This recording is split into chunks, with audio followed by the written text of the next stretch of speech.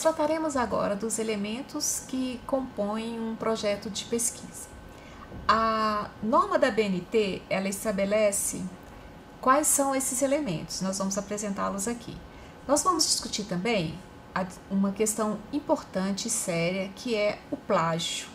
Como que a gente evita o plágio na pesquisa científica? A pesquisa científica, o que vem a ser o planejamento dessa pesquisa? Nós temos aqui um passo a passo. Então, você vai o quê? Fazer a elaboração do projeto. Depois você vai fazer o quê? Você vai fazer a coleta dos dados e das informações relativas ao problema que você pretende resolver com aquela pesquisa. Você vai o quê? Redigir o texto depois que você fizer esse levantamento, você fizer a análise desses dados. E você o quê? Vai publicar o seu texto, o seu artigo, o seu trabalho de conclusão de curso. Então, esse é o planejamento de uma pesquisa. A parte inicial dessa pesquisa é, portanto, o projeto de pesquisa. Nós temos aqui os elementos do projeto de pesquisa conforme a norma da BNT. Então, nós temos que primeiro o quê? Estabelecer qual é o tema. Dentro de um tema genérico, você vai o quê? Delimitar qual é esse tema. Para a gente poder pensar um problema de pesquisa, a gente precisa de ter fundamentação teórica para isso. Então, primeiramente, o que a gente vai fazer? A gente vai fazer um levantamento bibliográfico. Então, você escolheu um tema, aí você vai nas bases de dados, você vai às bibliotecas e você faz um levantamento prévio de material que diz respeito àquele tema. Não necessariamente você lerá esse material nesse momento, você vai fazer o levantamento para você ter acesso a ele mais rapidamente.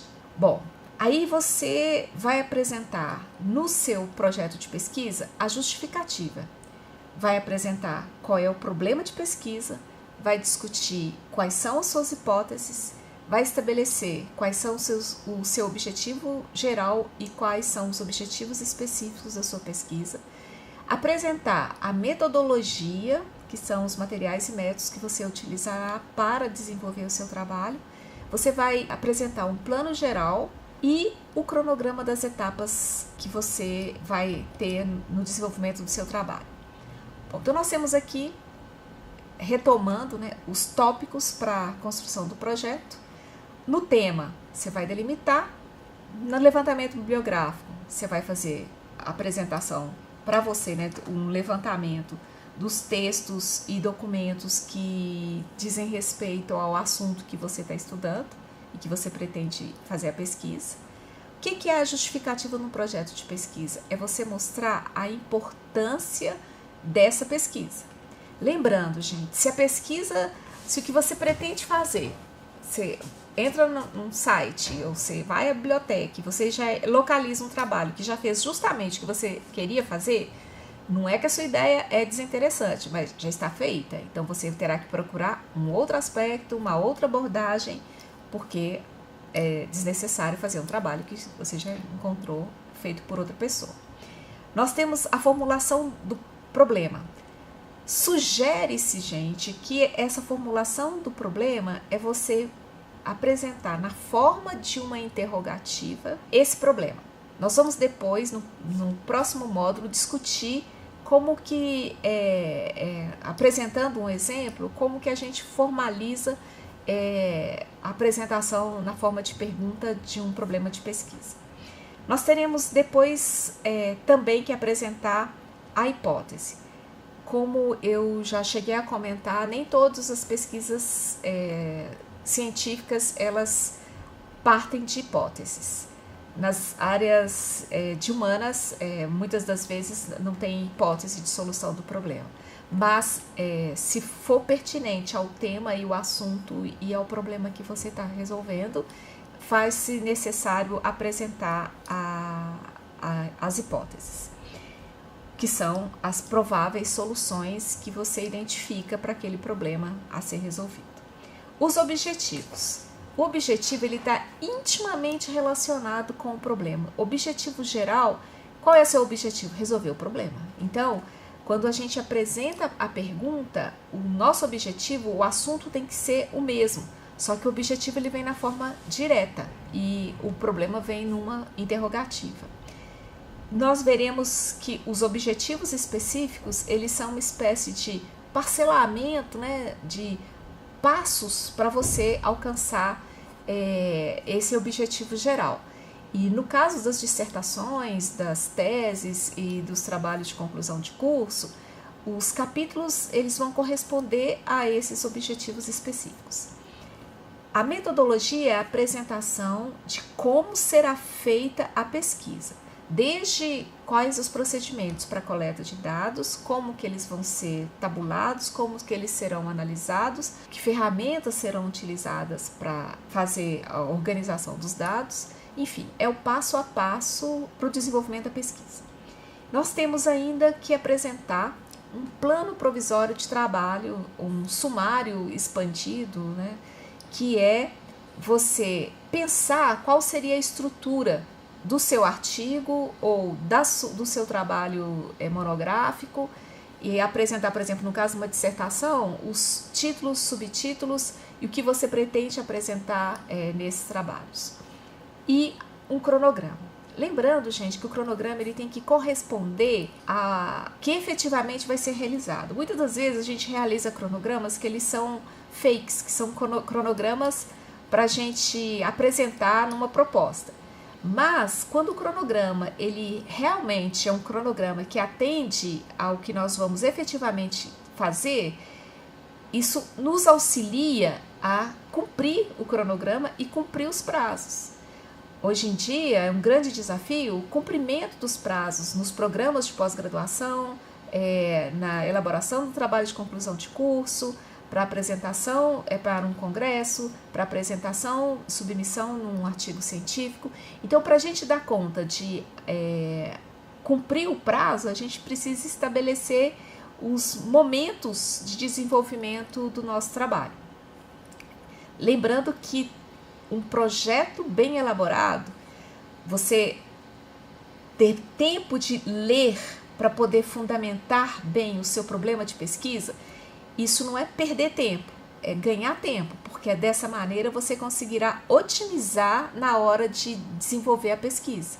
Então, quando a gente tem uma base teórica sólida e quando a gente consegue pensar o nosso problema de maneira que não vai ser preciso fazer reajustes no problema da pesquisa, porque imagina, toda vez que a gente muda alguma coisa no problema da pesquisa, a gente tem que mudar o projeto completamente, porque todos os outros elementos, a justificativa, a metodologia, os objetivos, o plano provisório, o cronograma, estão em função do problema.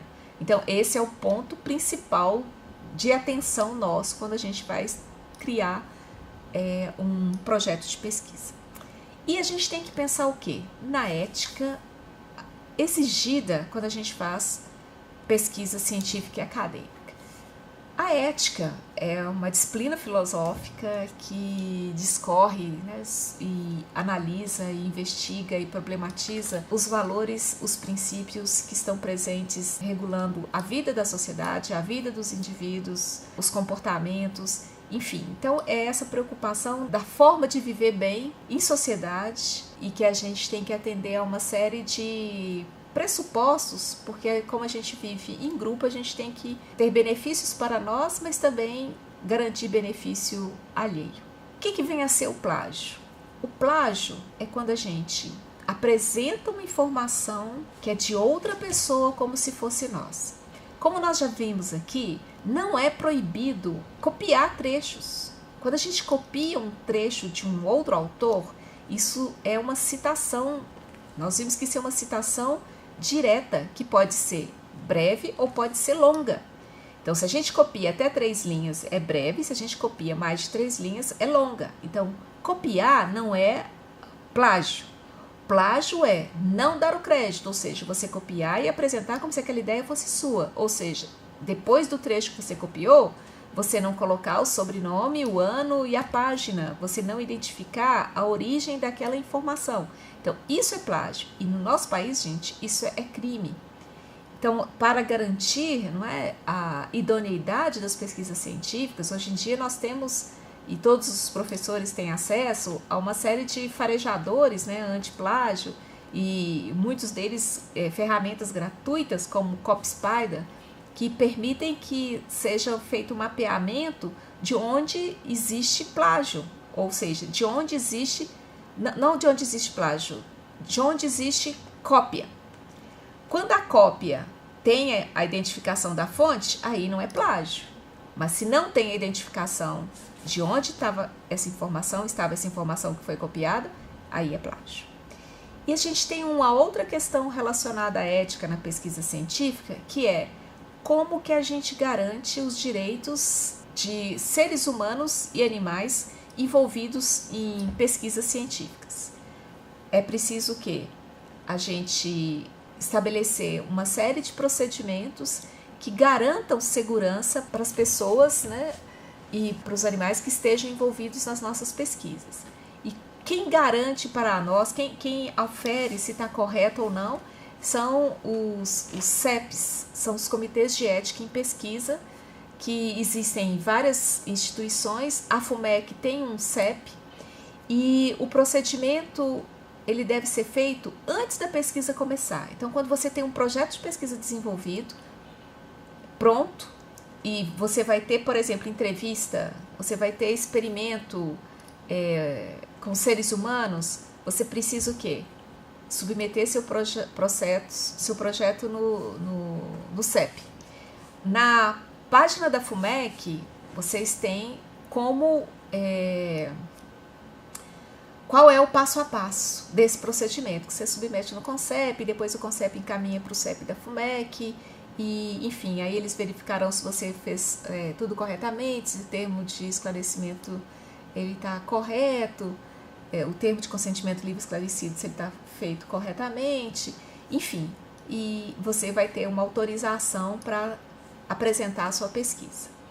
Lembrando que hoje muitas publicações, para aceitar o artigo, ela exige, se na pesquisa houve a participação de seres humanos, ela exige o documento do CEP autorizando a pesquisa. E o CEP só dá essa autorização para as pesquisas antes delas iniciarem. Se a pesquisa já está em andamento, não adianta submeter ao CEP. Bom, gente, reitero que é fundamental que a gente consulte as normas da ABNT e que a gente tenha atenção com a honestidade acadêmica, dando os créditos das ideias que não são nossas aos autores. Boa pesquisa!